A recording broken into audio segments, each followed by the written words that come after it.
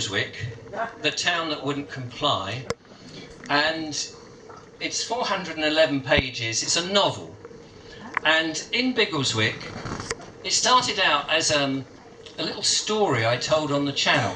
I'll just hand that back to you now. That's actually only a proofreader's copy because they've got to get it proofread by a couple of people because my grammar's all over the place and my spelling is atrocious.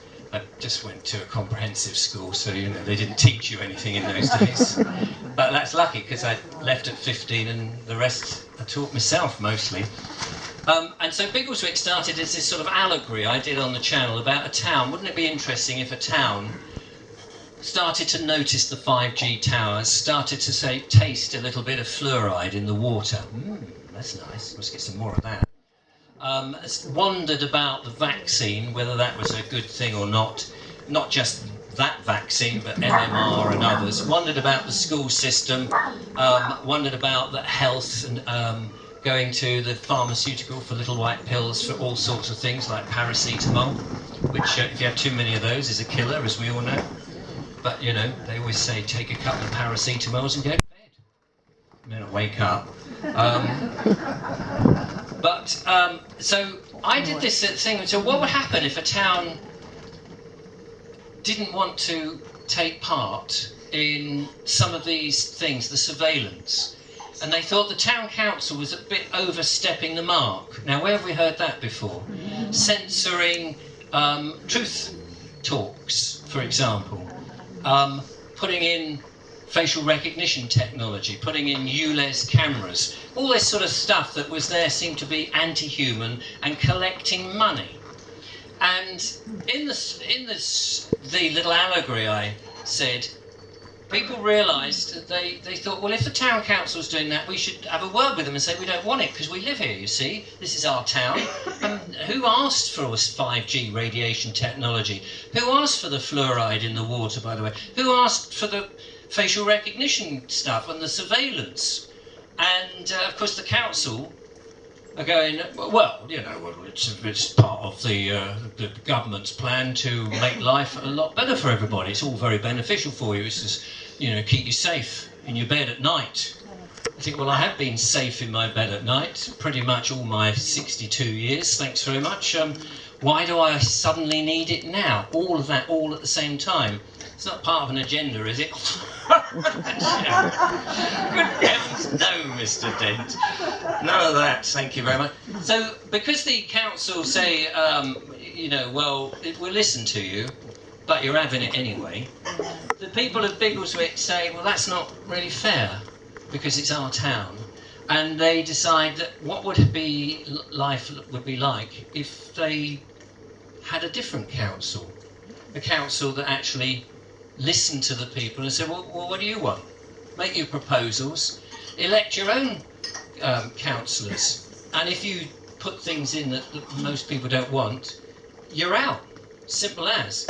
And so that started as me thinking in this little allegory, and I thought, right, okay, that would make a good novel, because a novel is a great way to describe what goes on in the world, and you can put both sides of the story, and you can hide behind the fact that all the characters and organisations in this novel is fictitious, and any resemblance to any living person is purely coincidental, you see.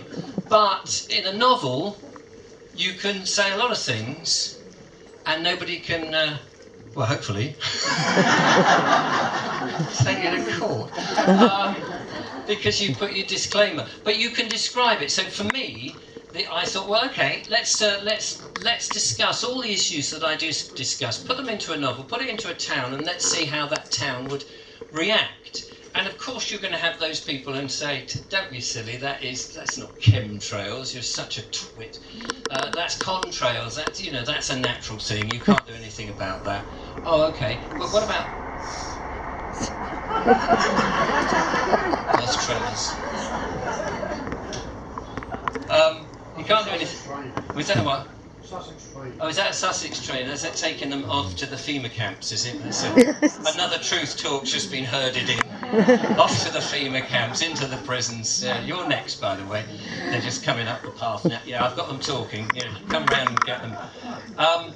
So basically, the story examines the issues and how people might come up with a resolution. But how do you get a whole town to agree? That's the thing, because there's always people who disagree. And so in my book, I had to sort of act a bit like God. Sorry, God. I had to, you know, because as the author, you have to come up, and I had to come up with a reasonable device that you could persuade the majority of the town, say 80%, to actually understand what was going on and to agree with getting shot of the old council and trying something new. And of course, I'm not going to tell you what that magic device was.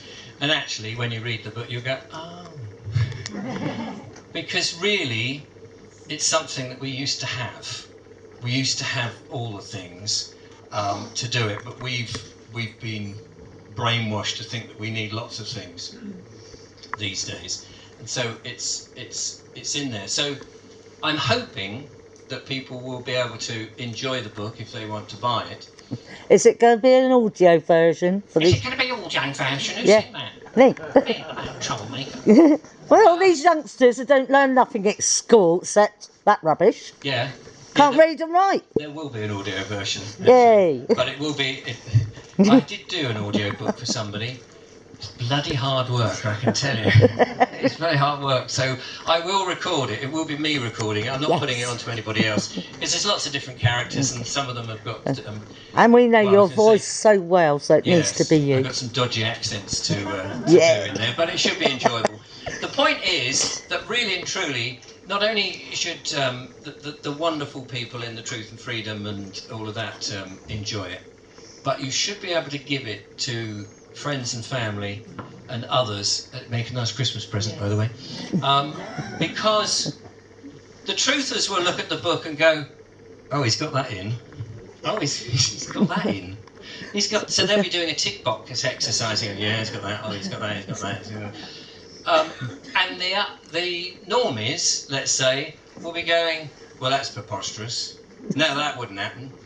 Oh, crikey, that happened to my wife or my granny. Or, well, hang on a minute. Oh, I heard of somebody else who died suddenly. And hopefully they'll go, well, maybe there's some truth in the other stuff. And at the back of the book, I'll have a little list of websites and videos and things that people can go and find out more information and then do their own fact-checking with the kind of places that we do our fact-checking. You know, opinionated bald people on YouTube, that sort of fact-checking, none of that BBC nonsense. So that's what that book is, and I tell you, it's has anybody written a book here? Yeah, it's hard work, isn't it? People don't realise just how hard it is. But it won't be available until probably the end of September. It will come as a hardback initially. It's going to be a nice publication, and it won't be printed on Amazon. Hey.